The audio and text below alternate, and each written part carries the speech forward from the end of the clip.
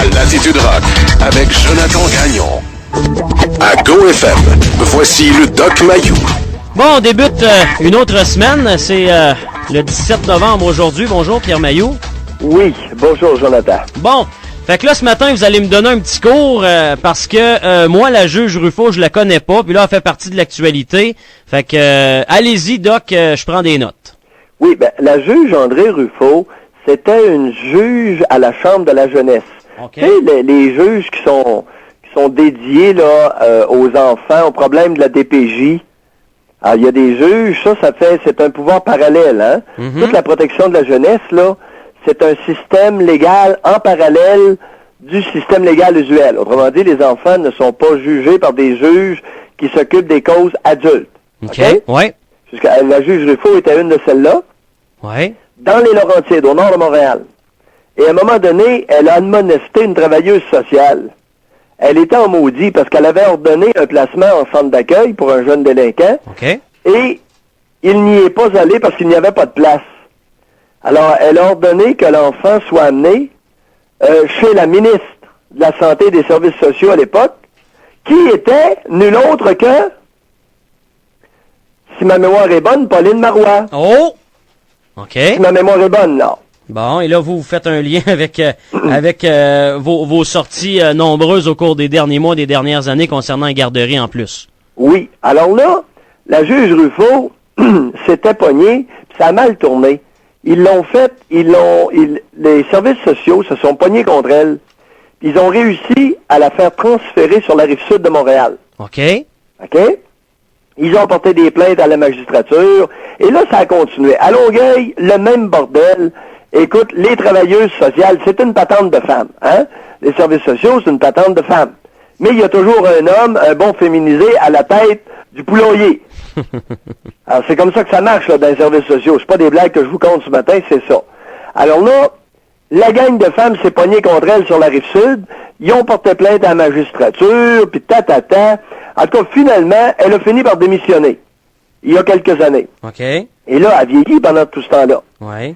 Et v'là-tu pas que l'ADQ lui redonne un micro en fin de semaine? Oh! Alors, Madame André Ruffo, qui s'est battue pour les enfants, pour essayer de protéger les enfants, revient dans l'actualité. Et d'une drôle de façon. Alors, pour ceux qui reçoivent la presse, là, dimanche, hier matin, à la page 3, écoute, pleine page.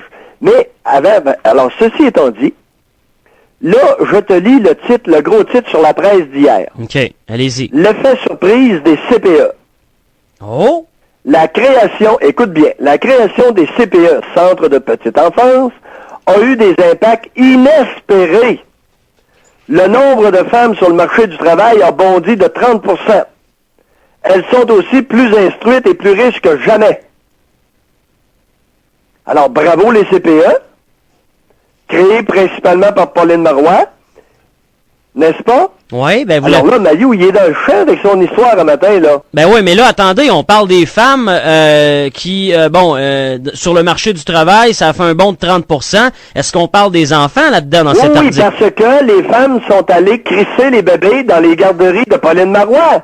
Ils les prennent à 6 mois, ben 1 mois, puis ils collent ça dans une garderie. Et là, elles s'en vont travailler. Ou elles s'en vont suivre des cours. Alors là, ils sont plus riches, puis ils sont plus instruites. Fait que Marie-Claude Lortie, dans sa chronique de la presse d'hier, écoute, je te cite en gros titre, la richesse des CPE. Les autres Nord-Américains ont raison de nous envier. Ces programmes valent de l'or, littéralement. Écrit Marie-Claude Lortie, une femme. Puis elle n'est pas vieille, celle-là. Dans la page A3. La page 3 de la presse. Ben, finalement, votre histoire que les CPE de Pauline, c'est criminel d'envoyer les enfants là. Vous êtes dans le champ? Complètement. Alors moi, j'ai dit, et j'affirme, pour résumer ma pensée, l'essentiel est le suivant, et sont les 2 points suivants. Les garderies de Pauline Marois, pour les bébés, les enfants, les bébés de moins de 2 ans et demi, c'est un crime contre l'humanité. Elle a commis un crime contre l'humanité en incitant les femmes, en invitant les femmes à colisser les bébés dans les garderies, dans ces garderies. OK? Par contre, ces garderies d'État, ces garderies pour les enfants de 3 à 5 ans, surtout les enfants uniques. C'est vraiment, c'est très bon comme idée. Alors que ce soit les garderies de Pauline ou des garderies où le fait de jouer, OK? De jouer avec d'autres enfants de 3 à 5 ans, très important pour le développement du futur être humain. D'accord? Oui. Ah, c'est ça ma position. Bon, alors là, je viens de te parler de la position de Marie-Claude Lortie, cette grande chroniqueuse parmi les éternels qui s'émerveille devant la richesse du CPE. Par contre, ça fait la moitié de la page de la presse. Oui. L'autre moitié en bas, écoute bien. Les enfants ont besoin de leurs parents. Non. La surenchère de promesses sur les CPE déplaît profondément à André Ruffo. Répétez ça, la surenchère? De promesses OK. sur les CPE déplaît profondément à André Ruffo. Bon. Alors là, pour la première fois de ma vie, il y a une bataille de femmes dans la presse sur les bébés. Je capote. Ouais, avouez que ça vous fait quelque chose, hein? Ben oui. Ça a commencé à être temps calvaire. Tu sais, ça fait assez longtemps. Écoute bien la suite. Écoute bien ce qu'André Ruffo dit. Et là, Marie-Claude Lortie, rentre-toi ça dans le canal anal jusque dans le colon transverse. Écoute bien ça. Madame Ruffo, l'ex-juge à la retraite, André Ruffo, Oui. déclare ceci. Les avez-vous vus à 6 mois dans les garderies? A-t-elle demandé. Les avez-vous vus dans leurs petites bassinettes? Les avez-vous vus accrochés les uns aux autres avec un cordon? Ce que ça prend pour stimuler un enfant, pour l'aider à avoir de l'estime de soi, c'est bien autre chose. Ben là-dessus, Doc, elle vous rejoint. Pas à peu près. Alors, c'est une femme âgée, c'est une femme qui a passé sa vie professionnelle à s'occuper d'enfants, et c'est toute qu'une déclaration. Alors, la petite Marie-Claude Lortie aurait avantage à aller réfléchir ce matin. Mais ça me surprendrait qu'elle réfléchisse, tu sais. Disons que c'est pas l'apanage de la majorité des femmes d'être capable de réfléchir. Cependant, alors, parmi l'émerveillement béat et idiot de Marie-Claude Lortie, il y a un paragraphe que j'aimerais vous citer. Oh, OK. Allez-y. Alors, elle prétend que le 1,7 milliard englouti dans les garderies de Pauline Marois, dans les CPE au Québec, j'ai bien dit 1,7 milliard. Alors là, rappelons-nous qu'ils sont tous émerveillés, les femmes s'enrichissent au Québec, OK? Mais le programme coûte 1,7 milliard, et là, Jean Charest veut augmenter ça à 200 000 places, ce qui va coûter 2 milliards. 2 milliards pour 200 000 enfants. Ça commence à être du bacon. Ceci étant dit, Marie-Claude Lortie écrit dans son article que c'est de l'argent bien placé. OK? Mais ce n'est pas tout. Écoutez bien, il faut aussi que le milieu du travail, par la souplesse des horaires, le télétravail, l'aménagement même des installations, par des solutions de transport innovatrices, des services de garde en entreprise, par une interface avec le réseau de la santé, etc., accueille les parents à bras ouverts. Là, il y a une chose. Elle me rejoint. Le télétravail, ça, c'est pour ceux qui n'ont pas compris, c'est le travail à distance. C'est ceux qui ont un ordi à la maison et puis ils font toutes sortes d'affaires sur l'ordinateur puis ils envoient ça au milieu de travail. À CKC, il y en avait des secrétaires qui faisaient ça. Ouais. Elles faisaient une partie de leur travail à la maison puis une partie sur les lieux de travail. Ouais, mais j'ai une question, moi, avec ce que vous venez d'amener, là.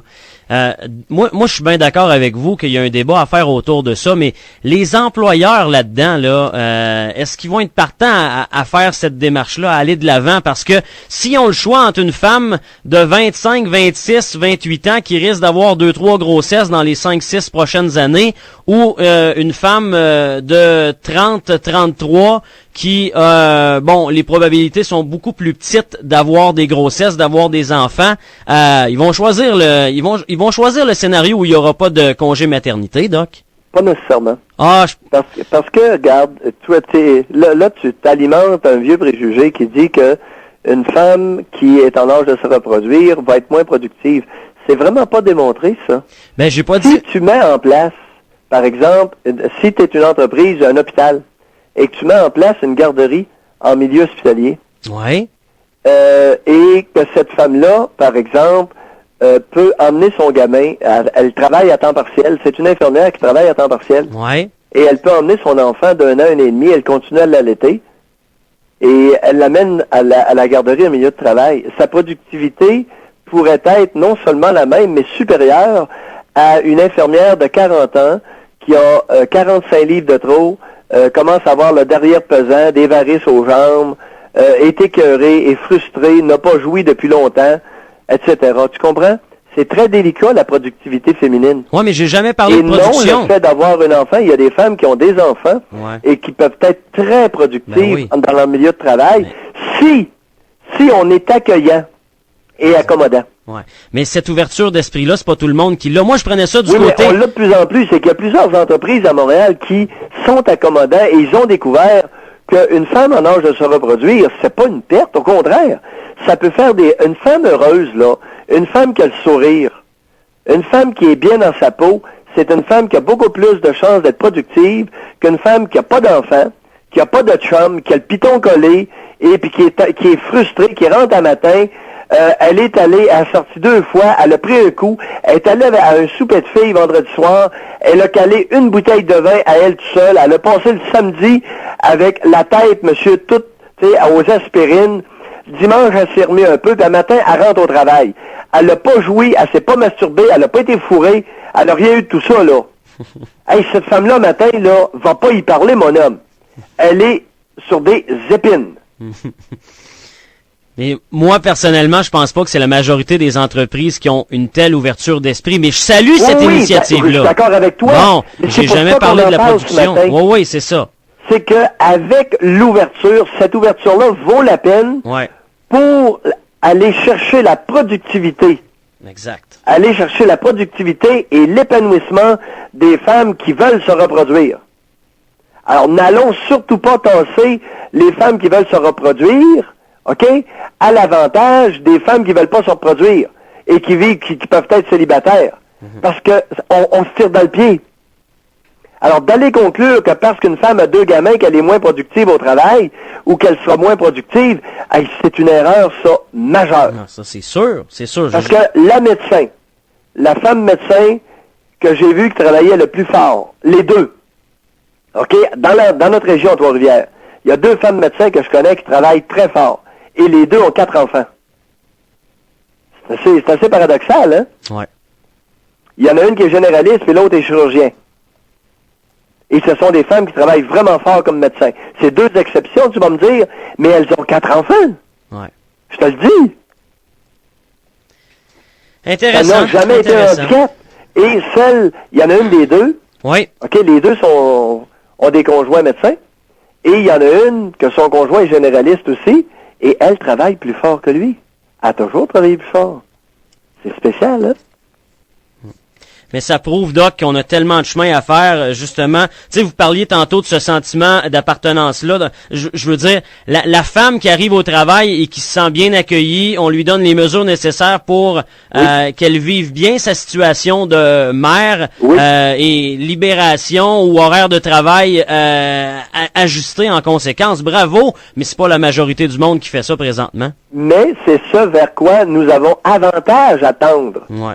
Et non à nous émerveiller de façon béate. Parce que, regarde, le problème là avec les maudites garderies pour bébés de Pauline Marois, c'est que c'est le coût social. Jonathan, c'est que la folie de Pauline Marois coûte 2 milliards. Bon, il y a des enfants de 3 à 5 ans là-dedans. Disons qu'on les enlève là. Alors, ça fait 1 milliard de flambée. Mais ce que Marie-Claude Lortie ne sait pas, c'est le coût social attaché aux garderies pour bébés. Alors, les moins de 2 ans de Pauline Marois va être énorme en centre de désintoxication, délinquance, révolte et décrochage scolaire.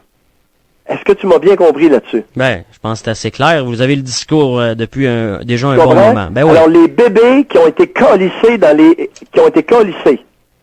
garderies de Pauline Marois, dans les CPE, dans les centres de petite enfance de Pauline Marois, majoritairement vont être très problématiques. Ils vont être violents ou suicidaires, drogue, alcool, décrochage scolaire, battage de femmes, etc. Alors, il va y avoir le coût social éventuel et le coût de santé pour intervenir auprès de ces enfants-là va être astronomique. Ouais. Ah, tu comprends que l'émerveillement idiot de Marie-Claude Lortie ce matin, là, c'est épouvantable. Ouais, mais elle a rien vécu de ça, possiblement. Elle parle à travers son chapeau. Oh, fais attention. Il se pourrait qu'elle défende le système par lequel elle a traversé. N'oublie jamais qu'il y a plusieurs personnes abusées, violentées, qui prennent la part des abuseurs et des violenteurs. Hey, vous allez loin, là. Vous pensez, Doc? Ouch! Je la connais pas, mais je te dis simplement, théoriquement, là, c'est fréquent de constater que les personnes abusées deviennent protectrices des abuseurs. Ben, elle aime peut-être juste Pauline puis le PQ aussi, là. Non.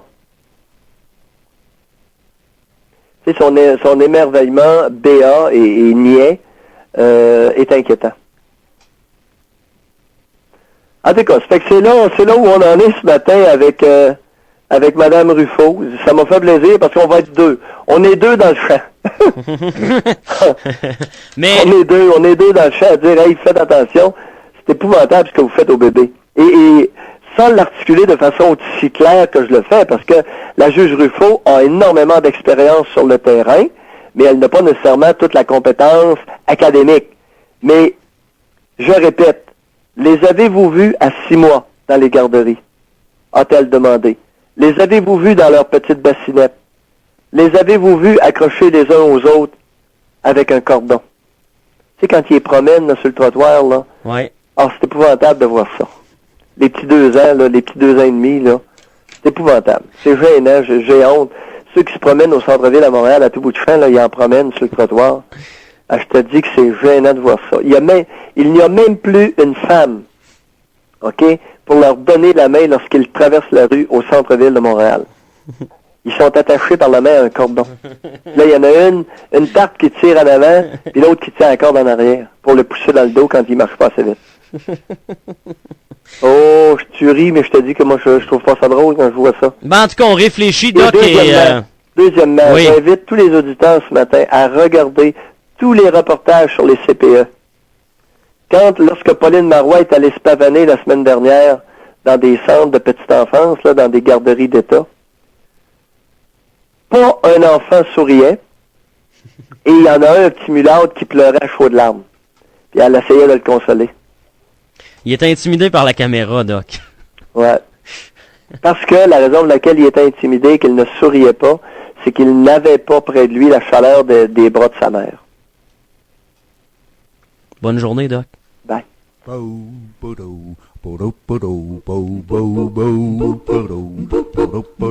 C'est une figure de proue qui brosse la boîte à poules, Doc Mayou. C'est lui qui tente le pouls du Québec quand il est trop mou, Doc Mayou. Avec lui, y a pas de froufrou, c'est pour ça qu'il fait des jaloux, le Doc Mayou. Le Doc Mayou. Pierre Mayou. Et le Doc. Le Doc Mayou. Du lundi au vendredi à 8h05 et 17h45. À GoFM. Latitude Rock.